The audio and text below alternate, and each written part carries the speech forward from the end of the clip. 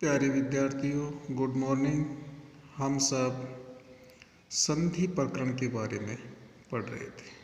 सबसे पहले हमने संधि की परिभाषा, संधि का अर्थ, संधि कितने प्रकार की होती है, कौन कौन सी होती है, क्या उनकी परिभाषाएं होती है, उनके बारे में पढ़ा और जाना। उसी क्रम में सबसे पहले हमने स्वर संधि, जिसका दूसरा नाम अच संधि है, इसके बारे में पढ़ा था। स्वर संधि किसे कहते हैं, संस्कृत में कुल स्वरों की संख्या कितनी होती है, कौन कौन से होते हैं, उनके बारे में लिखा गया और पढ़ा गया। सबसे पहले हमने यण संधि के बारे में पढ़ा। तो यण संधि के बारे में हमने नियम लिखा था कि यदि ई, उ, री, लृ के बाद कोई भी असमान स्वर आए तो ई आदि के स्थान पर यह र, ल, व हो जाता है और कुछ उदाहरण प्रस्तुत किए। उसके बाद में अयादि संधि। तो अयादि संधि का जो नियम लिखा, यदि ए, ऐ, ओ, औ के बाद कोई भी असमान स्वर आए तो ए आदि के स्थान पर ऐ, आय, ऐव, आव हो जाता है। यानी ए का ऐ, ऐ का आय, ओ का ऐव, औ का आव हो जाता है और कुछ उदाहरण लिखे। उसके बाद में हमने पढ़ा गुण संधि। तो सबसे पहले गुण संधि का नियम लिखा कि मूल स्वर ए आ के बाद यदि ई आए तो ए हो जाता है, उ आए तो ओ हो जाता है, री आए तो अर हो जाता है। उसके बाद में हमने कुछ उदाहरण प्रस्तुत किए। इसी क्रम में आगे बढ़ते हुए आज वर्धी संधि के बारे में पढ़ेंगे। तो आओ जानते हैं वर्धी संधि क्या होती है, वर्धी संधि का क्या नियम है, उसके बारे में अध्ययन करते हैं। तो सबसे पहले वर्धी संधि, इसका सूत्र होता है वृद्धि रेचि, अर्थात नाम से ही प्रतीत होता है कि वर्धी संधि में हमेशा वृद्धि ही होती है। तो इसका नियम लिखा है, मूल स्वर ए आ के बाद यदि ए ऐ आए तो ऐ हो जाता है। यानी मूल स्वर ए और आ, यानी ए और आ को मूल स्वर माना जाता है क्योंकि यहाँ से स्वर प्रारंभ होते हैं। इनके बाद यदि ए ऐ आए तो ऐ हो जाता है। ए आ के बाद यदि ओ औ आए तो औ हो जाता है। जैसे ए आ धन ए ऐ बराबर ऐ, ए आ धन ओ औ बराबर औ। इनके अलावा यदि अन्य कोई स्वर आता है तो उसमें वर्धी संधि नहीं होती है। तो सबसे पहले हम ए आ के बाद ए ऐ आए तो ऐ बनता है, उससे संबंधित कुछ उदाहरण प्रस्तुत करते हैं। तो सबसे पहले सदैव एक संधि युक्त पद है। सबसे पहले हम इसका संधि विच्छेद करेंगे। तो सदा धन एव, सदा यानी हमेशा, एव यानी ही। जब देखा गया तो धन के निशान के पहले आ और प्लस के निशान के बाद में ए तो बन गया ऐ। अब जब से पहले हमने आ की मात्रा ली तो यहाँ बचा द, अब द में देंगे ऐ की मात्रा तो ये बन जाएगा सदैव, अर्थ वही होगा हमेशा ही। ऐसे ही एक एक कह, तो इसका संधि विच्छेद हो जाएगा एक प्लस एक कह। तो क में ए प्लस ए बराबर ऐ। ऐसे ही तत्रैव संधि युक्त पद है। सबसे पहले इसका संधि विच्छेद करेंगे। तो तत्र धन एव, त्रै में ए, धन का निशान, सामने ए, तो बन गया ऐ। उसके बाद में लिखा है देवेश्वरम, तो देव प्लस ऐश्वर्यम, तो देव का वह में ए, धन का निशान, ऐश्वर्यम ए बराबर ऐ। उसी प्रकार से ए आ के बाद यदि ओ औ आए तो औ बन जाता है। जैसे वनौषधि, तो वन धन औषधि, अर्थात वन प्लस औषधि। न में ए प्लस का निशान, उसके बाद में ओ, तो ए आ के बाद यदि ओ औ आए तो औ हो जाता है। अब न में औ की मात्रा देंगे तो बन जाएगा वनौषधि। ऐसे ही महोषधि, तो महा प्लस औषधि, तो हा में आ प्लस औ बराबर औ, तो ये बन गया महोषधि। ऐसे ही बिंबौषधि, तो बिंब प्लस औषधि। ऐसे ही महोजस्य, तो महा प्लस ओजस्य। तो इस प्रकार से वर्धी संधि के कुछ उदाहरण दिए गए। इससे आगे बढ़ते हैं, वो है दीर्घ संधि। सबसे पहले इसके सूत्र के बारे में जानते हैं। तो दीर्घ संधि का सूत्र होता है सवर्णे दीर्घ है। ह्रस्व यानी छोटा या दीर्घ बड़ा, ए ई उ री के बाद ह्रस्व या दीर्घ ए ई उ री आए तो दोनों के स्थान पर उसी वर्ण का दीर्घ रूप हो जाता है। यानी छोटा या बड़ा अक्षर आए आपस में मिले तो उसका बड़ा रूप हो जाता है। जैसे ए प्लस ए बराबर आ, ए प्लस आ बराबर आ प्लस ए बराबर आ प्लस आ बराबर आ। यानी दोनों भी छोटे होते हैं तो भी बड़ा रूप बनता है, एक छोटा दूसरा बड़ा तो भी इसका दीर्घ रूप होता है, और दोनों बड़े हैं तो भी उनका दीर्घ रूप ही होता है। इसी प्रकार से ई बराबर ई बराबर ई, ऐसे ही उ बराबर उ। जैसे विद्यालय, तो विद्या धन आलय, तो विद्यालय संधि युक्त पद है, तो सबसे पहले उसका संधि विच्छेद करेंगे तो विद्या धन आलय है। नियम वही है, धन के निशान के पहले वाले अक्षर में और धन के निशान के बाद वाले अक्षर में तुलना करेंगे। तो आ प्लस आ बराबर आ।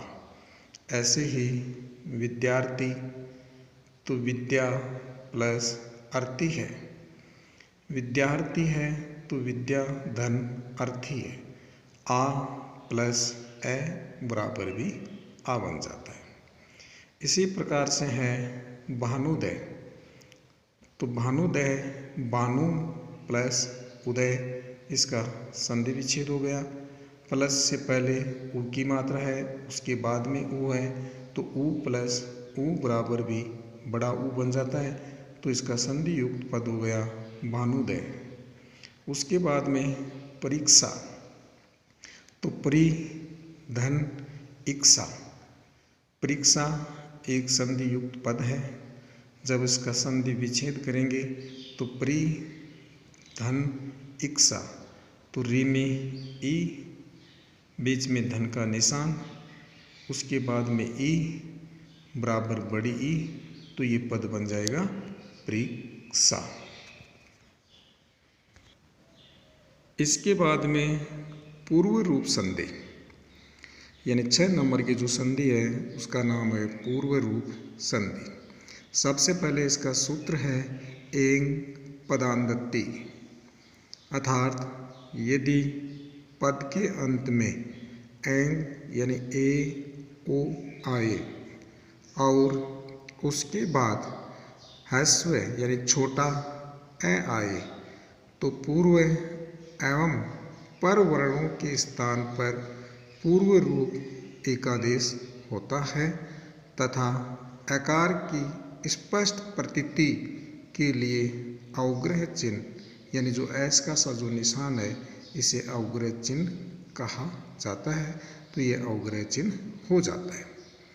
यानी कहने का मतलब यह है कि धन के निशान के पहले ए या ओ हो, उसके बाद में ह्रस्व यानी ए हो तो ए के स्थान पर तो अवग्रह चिन्ह हो जाता है। जैसे अंते प्लस अपि, प्लस के निशान के पहले ते तो ते में ए, बीच में धन का निशान है, उसके बाद में ए तो ए के स्थान पे हो जाएगा अवग्रह चिन्ह तो अंते अपि। ऐसे ही हरे धन एव बराबर हरेव। ऐसे ही को धन अपि तो को में ओ, बीच में धन का निशान, उसके बाद में ए तो ए के स्थान पर हो गया अवग्रह चिन्ह तो को अपि। ऐसे ही रामो धन ए हसत तो रामो हसत। तो इस प्रकार से इसके रूप चलते हैं। यानी पद के अंत में ए या ओ हो, उसके बाद में यदि ए हो तो ए के स्थान पर अवग्रह चिन्ह हो जाता है। आगे पर रूप संधि, एंगी पर रूपम, ये इसका सूत्र है। यदि अकारांत उपसर्ग के बाद एंग ए ओ स्वर जिसके प्रारंभ में हो ऐसी धातु आए तो दोनों स्वरों के स्थान पर रूप एकादेश अर्थात क्रम से ए और ओ औ हो जाता है। यानी पर रूप संधि एंगी पर रूपम यदि अकारांत उपसर्ग यानी अकारांत हो और उपसर्ग के रूप में हो, जैसे दो ही इसके अंदर महत्वपूर्ण माने जाते हैं, एक प्रय और एक उप। तो उप में भी प में ए है और प्रय में भी ए है, आए तो क्रम से ए और औ हो जाता है। जैसे प्रय प्लस एजते तो यहाँ प्रय में ए है, उसके बाद में ए है तो प्रय में ए की मात्रा देंगे तो प्रे और आगे जय और ते तो बन जाएगा प्रेजते। ऐसे ही उप प्लस औस्ति तो उप उपसर्ग है, पै में ए है तो अकारांत है, उसके बाद में ओ है तो इसमें पै में ओ की मात्रा देंगे तो ये बन जाएगा उपौषति। तो इस प्रकार से स्वर संधि या अच संधि की ये 7 भेद जो अति महत्वपूर्ण है यहीं पर समाप्त हो जाते हैं। इसके आगे प्रारंभ करते हैं व्यंजन संधि। तो व्यंजन संधि को हल संधि के नाम से भी जाना जाता है। यानी व्यंजन संधि का दूसरा नाम हल संधि भी होता है। तो सबसे पहले इसकी परिभाषा के बारे में जानते हैं। तो व्यंजनों के मेल को व्यंजन संधि कहते हैं। यानी दो स्वरों के मेल को स्वर संधि कहते हैं, तो दो व्यंजनों के मेल को व्यंजन संधि कहते हैं। यानी व्यंजन प्लस व्यंजन बराबर व्यंजन संधि। ऐसे ही व्यंजन प्लस स्वर बराबर व्यंजन संधि। यानी व्यंजन संधि में कुछ ऐसे भेद होते हैं जिनमें पहला अक्षर व्यंजन और उसके बाद में यदि स्वर का मेल भी होता है तो वहाँ भी व्यंजन संधि होती है। संस्कृत में कुल व्यंजनों की संख्या 33 होती है, यानी 33 होती है। जैसे क, ख, ग, घ और अड़। इसी प्रकार से 5 अक्षरों के समूह को एक वर्ग के रूप में भी जाना जाता है। तो ऐसे 5 वर्ग हैं, क वर्ग, च वर्ग, ट वर्ग, त वर्ग, प वर्ग। और इन पांचों में 5 5 वर्ण है तो 5 अक्षरों का समूह है, 5 वर्ग। जब इनको गुणा करेंगे तो टोटल 25 वर्ण होंगे जो क से लेकर म तक होते हैं। अगर उनको एक साथ पढ़ते हैं तो उन्हें स्पर्श व्यंजन भी कहा जाता है। इसके नीचे हैं य, र, ल, व। 4 अक्षर हैं तो इनको अंतस्थ व्यंजन कहते हैं, अर्थात य, र, ल, व इनको अंतस्थ व्यंजन कहा जाता है। फिर है स, और है, यानी तीनों स और एक है, इनको ऊष्म व्यंजन के नाम से भी जाना जाता है। तो 5 अक्षरों के समूह को वर्ग के नाम से जानते हैं। तो ये 5 वर्ग होते हैं, क वर्ग, च वर्ग, ट वर्ग, त वर्ग, प वर्ग। और य, र, ल, व को अंतस्थ व्यंजन कहते हैं। स और है को ऊष्म व्यंजन कहते हैं। पांचों वर्गों में 5 5 वर्ण हैं तो 5 को 5 से गुणा करेंगे तो 25 वर्ण आएंगे और इन 25 वर्ण कैसे लेकर मैं तक होंगे। इनको एक साथ यदि बोलते हैं तो स्पर्श व्यंजन के नाम से भी जाना जाता है। व्यंजन संधि के मुख्यतः या मुख्य रूप से 4 भेद होते हैं, यानी महत्वपूर्ण मुख्य रूप से 4 ही भेद माने जाते हैं। उनमें से पहला है सचुत्व संधि, दूसरा सटुत्व संधि, तीसरा जसत्व संधि और चौथी अनुस्वार संधि। यानी व्यंजन संधि के मुख्य रूप से 4 भेद होते हैं। इन चारों के नाम है सचुत्व संधि, सटुत्व संधि, जसत्व संधि और अनुस्वार संधि। अब इनके अलग अलग परिभाषाएं होती हैं, इनके अलग अलग नियम होते हैं, उनके बारे में पढ़ेंगे। तो आओ सबसे पहले सचुत्व संधि के बारे में पढ़ते हैं। तो सबसे पहले इसका सूत्र लिखा गया है, सतो है सचुना सचु है, अर्थात स या तय वर्ग। तो तय वर्ग का नाम लेते ही 5 वर्ण त, थ, द, ध, न के बाद यानी इनके आगे स या च वर्ग च, छ, ज, झ, य आए तो स का स तथा तय वर्ग के स्थान पर च वर्ग हो जाता है। यानी स या तय वर्ग के बाद स या च वर्ग आए तो स का स तथा तय वर्ग के स्थान पर च वर्ग हो जाता है। जैसे स यानी इस स का ये स हो जाता है तय वर्ग, तो त, थ, द, ध, न। उसके बाद में च वर्ग च, छ, ज, झ और य।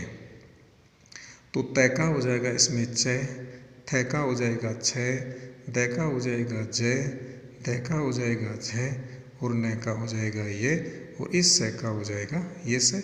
और ये सब के सब हलंत है। हलंत का तात्पर्य अक्सर आधा होता है। जैसे सत प्लस चित, तो धन के निशान के पहले तय, उसके बाद में च। तो तय वर्ग का है, उसके बाद में च वर्ग होना चाहिए तो च लिखा हुआ है, च वर्ग हो गया। तो तय वर्ग च वर्ग में बदल जाएगा, अर्थात तय के स्थान पर च हो जाएगा। और तय हलंत है तो च आधा हो जाएगा। तो जब इनको मिलाएंगे तो बन जाएगा सच्चित। ऐसे ही हरीश प्लस सेते, तो धन के निशान के पहले स है, उसके बाद में स है, तो इस स के स्थान पर ये स हो जाएगा, तो इसका रूप हो जाएगा हरीश सेते। उसके बाद में है उद प्लस जवल है, तो प्लस के निशान के पहले द, तो द तय वर्ग का है, उसके बाद में ज लिखा हुआ है तो ज च वर्ग का है। तो द तय वर्ग होने के कारण तय वर्ग के स्थान पर च वर्ग हो जाएगा। तो तय थ द तीसरा अक्षर है, तो च, छ, जय, तो इस द के स्थान पर जय हो जाएगा और द हलंत है तो द आधा हो जाएगा, तो ये बन जाएगा उज्ज्वलय। इसी प्रकार से कस, धन, चित, तो इस स के स्थान पर ये स हो जाएगा, तो ये बन गया कश्चित। इसके बाद में सटुत्व संधि, इसका सूत्र होता है सटु नाम सटु है।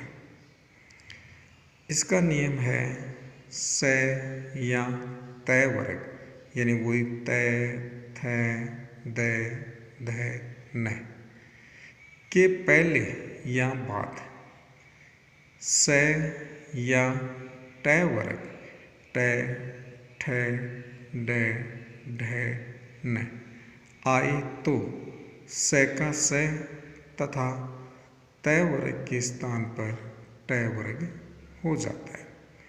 यानी सचुत्व संधि और सटुत्व संधि में कुछ भिन्नता है। सटुत्व संधि में स के स्थान पर स और त वर्ग के स्थान पर च वर्ग होता है, और सटुत्व संधि में स के स्थान पर तो स और जो स होता है उसी से संधि का नाम प्रारंभ हो जाता है। जैसे पहले वाली सचुत्व संधि तो वो स हो रहा था, अब की बार सटुत्व संधि तो ये स हो रहा है। तो तय वर्ग वही पांचवा अक्षर तय, थ, द, ध, न, उसके बाद में ट वर्ग ट, ठ, ड, ढ, न आए तो स का तो ये स हो जाता है और तय वर्ग के स्थान पर ट वर्ग हो जाता है।